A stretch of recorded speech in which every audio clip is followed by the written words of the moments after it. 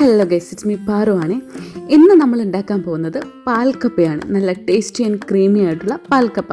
അതിനായിട്ട് അമ്മ കപ്പയുടെ തോലൊക്കെ പൊളിച്ച് തരികയാണ്. അപ്പോൾ മോനോട്ടൻ ഓരോരോ സംശയങ്ങളും കാര്യങ്ങളൊക്കെ ആയിട്ട് അടുത്ത് വന്നിരുന്നിട്ടുണ്ട്. ഇന്ന് പാൽക്കപ്പ ഉണ്ടാക്കാനായിട്ട് ഒരു കാര്യമുണ്ട്. കാരണം ഇന്ന് നമുക്ക് ഇവിടെ ചിക്കൻ കറി ഓൾറെഡി ഉണ്ടായിരുന്നു. അപ്പോൾ കപ്പ വാങ്ങിയപ്പോൾ ഞാൻ പറഞ്ഞു, അമ്മ നമുക്ക് വെറൈറ്റി ആയിട്ട് എന്തെങ്കിലും ഉണ്ടാക്കി നോക്കാം. അപ്പോൾ നോക്കിയപ്പോൾ ഈസി ആയിട്ടുണ്ടായിരുന്നത് പാൽക്കപ്പയായിരുന്നു. അങ്ങനെ പാൽക്കപ്പ ഉണ്ടാക്കാമെന്ന് തീരുമാനിച്ചു. അപ്പോൾ അമ്മ പറഞ്ഞു, തോല് പൊളിച്ച് തരാം, ഇങ്ങനെ കൊത്തിയിട്ടും തരാം, ബാക്കിയൊക്കെ നീ ചെയ്തോ എന്ന് പറഞ്ഞിട്ട് എന്നെ ഏൽപ്പിച്ചു. അങ്ങനെ അമ്മ ഇപ്പോൾ ഇതൊക്കെ കൊത്തി നുറുക്കിയിട്ടിട്ടുണ്ട്. ഇനി ഇത് കഴുകി വൃത്തിയാക്കിയിട്ട് ചൂടുവെള്ളത്തിലിട്ടിട്ട് കുറച്ച് ഉപ്പും ഇട്ട് തിളപ്പിച്ച് നല്ലപോലെ വേവിച്ചിട്ട് എടുക്കണം. ഇത് വെറുതെ വെന്താൽ പോരാ, നല്ലപോലെ ഉടയുന്ന സൈസിൽ വെന്ത് കിട്ടണം. എന്നാലും നമുക്ക് ആ ഒരു പാൽക്കപ്പേൻ്റെ ആ ഒരു ക്രീമി ടെക്സ്ചർ നമുക്ക് കിട്ടുള്ളൂ. അപ്പോൾ ഇത് നല്ലപോലെ വേവിച്ചെടുക്കുക. തേങ്ങ ചിരകട്ട പരിപാടി ഞാൻ മോനൂട്ടിനെയായിരുന്നു ഏൽപ്പിച്ചിട്ടുണ്ടായിരുന്നത്. കാരണം അവൻ എന്നെ ഹെൽപ്പ് ചെയ്യണമെന്ന് ഭയങ്കര ആഗ്രഹമായിരുന്നു.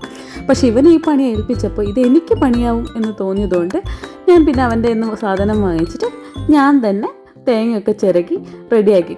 എന്നിട്ട് ഇത് നമുക്ക് തേങ്ങാപ്പാലാക്കി എടുക്കാം. ഇനി ഒരു മിക്സിൻ്റെ ജാറിലേക്ക് കുറച്ച് ചെറിയുള്ളി, ഒരു 2-3 വെളുത്തുള്ളി, 2 പച്ചമുളകും ചേർത്തിട്ട് ഒന്ന് ക്രഷ് ചെയ്ത് ചതുക്കിയിട്ടെടുക്കാം.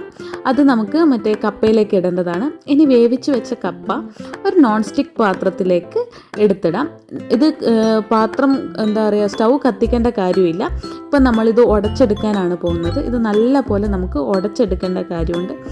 നല്ല പോലെ നല്ല പശ പോലെ ആക്കി എടുക്കണം ഉടച്ചിട്ട്. അതിന് ഇതുപോലത്തെ ഒരു കയ്യിലോ ഇല്ലെങ്കിൽ കോപ്പയോ ഒക്കെ യൂസ് ചെയ്തിട്ട് നിങ്ങൾക്കിതൊന്ന് നല്ല പോലെ ഉടച്ചെടുക്കാൻ പറ്റുന്നതാണ്.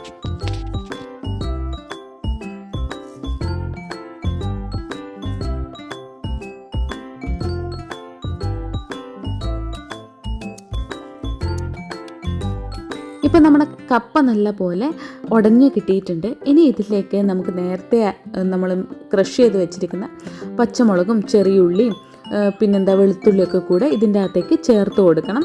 ഇത് ചേർത്ത് കൊടുത്തതിന് ശേഷവും നല്ല പോലെ മിക്സ് ചെയ്ത് കൊടുക്കാം.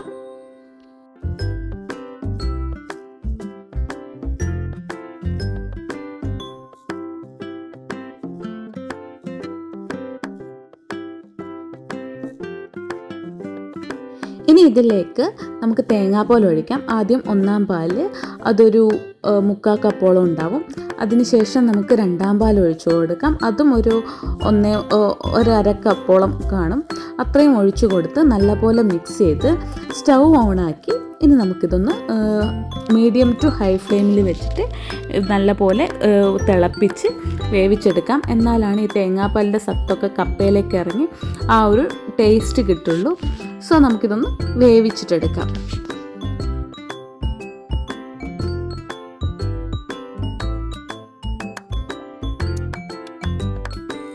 ഇതേ കണ്ടില്ലേ, ഇപ്പം നമ്മുടെ തേങ്ങാപ്പാലൊക്കെ കുറുക്കി നമ്മുടെ പാൽക്കപ്പ റെഡിയായി വന്നുകൊണ്ടിരിക്കുന്നുണ്ട്.